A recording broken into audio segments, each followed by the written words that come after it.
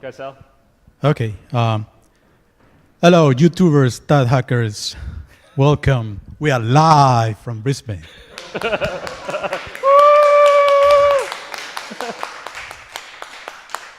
We are PMedic, and in a very short time, we have assembled a very diverse group, as you can see. The challenge that we decided to attack is very personal to me. My daughter has a medical condition. Her medical condition is epilepsy. And as an epilepsy patient, she can suffer tonic or clonic seizures. I spoke to her last night, and when I told her about what I was doing, her last question was that, does that mean that you are going to be able to prevent seizures? And I told her, I wish. But what we are working on is the next best thing, which is measure, detect, communicate, and aid.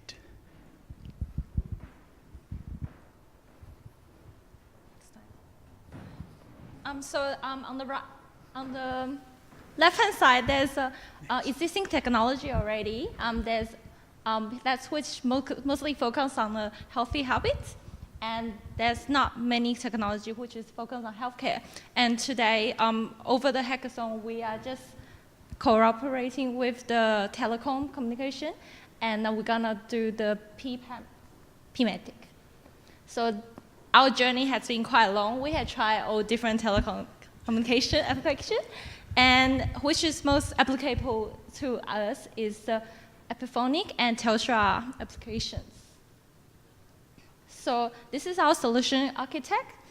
First, we get the epilepsy patient to wear the wearable technology and get the data to extract and go into our programming and use different parameters to trigger the event. If that's a critical condition, we will communicate with the care of the patient or paramedic person. Either we should,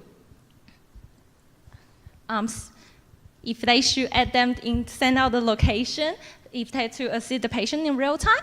And also because epilepsy, during his experience, he found out that it's also important to find out what type of seizure, how they're shaking. So it's also good to have a video detection of the videos for the doctor later to diagnose the problem as well. So next one. So this is all different type of the wearable technology to detect different parameters for the epilepsy patient, and this is what we have been using. And here you can see it's also already possible to wear the watch like. So that happened to be a drone. Later we can use the video. So here is our mock prototype of our app. Can we click? So here we have, yeah. So we can use that to show the video to the doctor as well. So first we have the different users, and here is the profile of the patient. And if you click on the calendar, here shows you where the epilepsy happens. And the patient can also write further notes, describe their situation, so I can discuss with the doctor a lot better. And here's the log of what happens and the video later they can click on. So that's the user for the care. And the carer can assess the same thing. Next one. So next page. Right here. If the critical situation happens, the carer will be directly notified. And they can click on the link and find out the location where the patient is. And that's what exactly happened at the real time being measured. And that's where the location, so the help can get there quickly, or paramedic can find out where the patient exactly is. And the last page, so this is a notification. So in case of emergency, if a patient just drop on the road, because we are promoting independent living, anyone can see the already set up notification on their phone, so can always help them out wherever they are.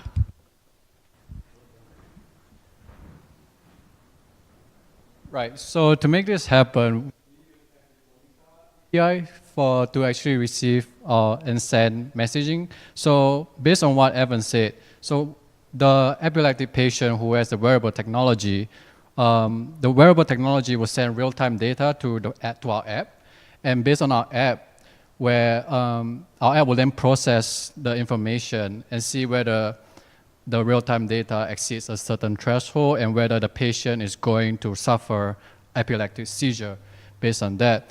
And after that, so if let's say the patient is in fact going to suffer epileptic seizure, the phone app will then trigger 2 response. The first one will be a notification to the caretaker in the form of we use Epiphonica API to do this. So the caretaker will be able to receive a notification based on the condition of the patient itself. And the second response will be, as you see just now, will be the drone that is from the wearable technology becoming a video recorder to record the patient who is going to suffer from epileptic seizure. So now I'll pass it on to Juan, who will talk more about the competitive advantages. Thank you. Thank you.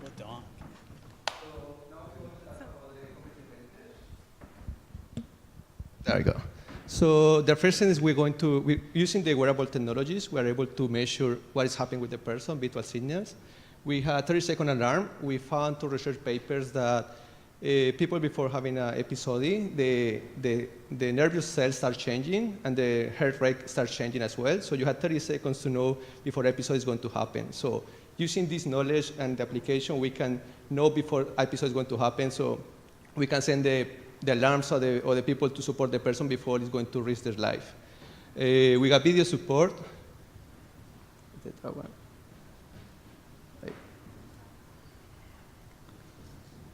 We got video support. We got communication directly with the emergency. We got we had the record of the vital signals, so we can know what kind of situations are happening with the person, so we can trigger what situations are going to make this happen, so we can prevent.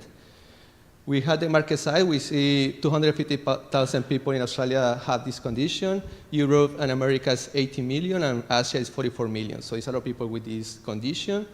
We talk about scalability, about we can apply this same system to different conditions, like a stroke, diabetes, mental health, heart attack, cerebral asthma attack, because if we can measure the data from the people, we can start preventing these issues, like a mental health. When a person is not sleeping well, we can see that this is going to trigger this situation. So using wearable technology, using this communication app, we can prevent these things to happen, and we can help the people to don't have the risk.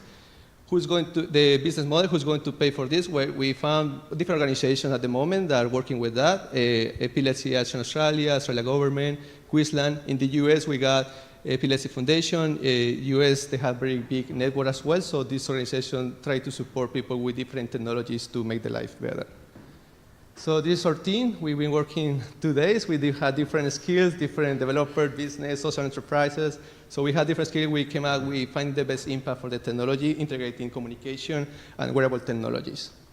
We special thanks all these people and organizations that help us to set the tools. We had a lot of trouble, but with the collaboration of everyone, we could be able to validate this technology and find a very good use for it. Thank you. Thank you, guys. Well done, guys. Well done, everyone there. Mark, you got a question? Look, good pitch, well done. Question is just about the device. Is the device an existing piece of hardware, or is it just conceptual at this stage? We are wearable technologies are existing, so we use this device to track vital signals. But this is a big one. We can use the AWAS. Okay, so I guess the device at the moment is somewhat, it could be a number of different things. Yeah, even the phone has the application. My next question was going to be, what are you actually planning to track and do the threshold reporting on? So what attributes? You know, blood pressure, heart rate. Because we're looking heart rate, I think oximetric. Yeah, based on, because we are also trying to research on what other parameters there are that affects. Okay, so what you've done this weekend, if I understand.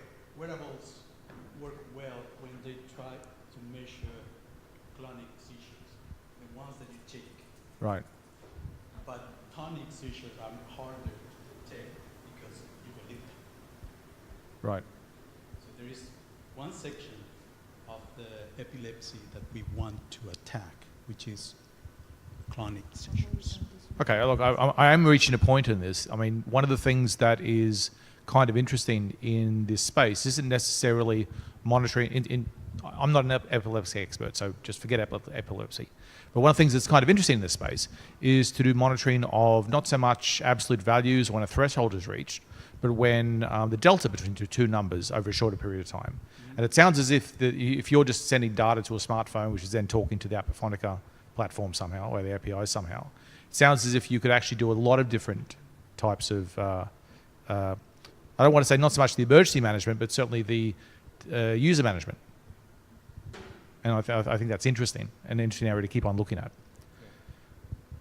Not that epilepsy is not a good thing to go after. I think it's a great thing it's a great problem to try and solve, and clearly a heartfelt one. Every health condition has a different way to measure. So, like for example, mental health. They have a lot of things about sleeping habits, and you can measure now how your sleep going every night. So you track this per week or month. You can see what is normal and what is abnormal, and then you can see what is going to trigger an episode of that. So every issue has every condition has a trigger in your body. So now with the wearable technology, we can measure this. So we just identify one health condition and then set the real measure variables that we can control. Thank you. Well, thank you. Thank you. Very good.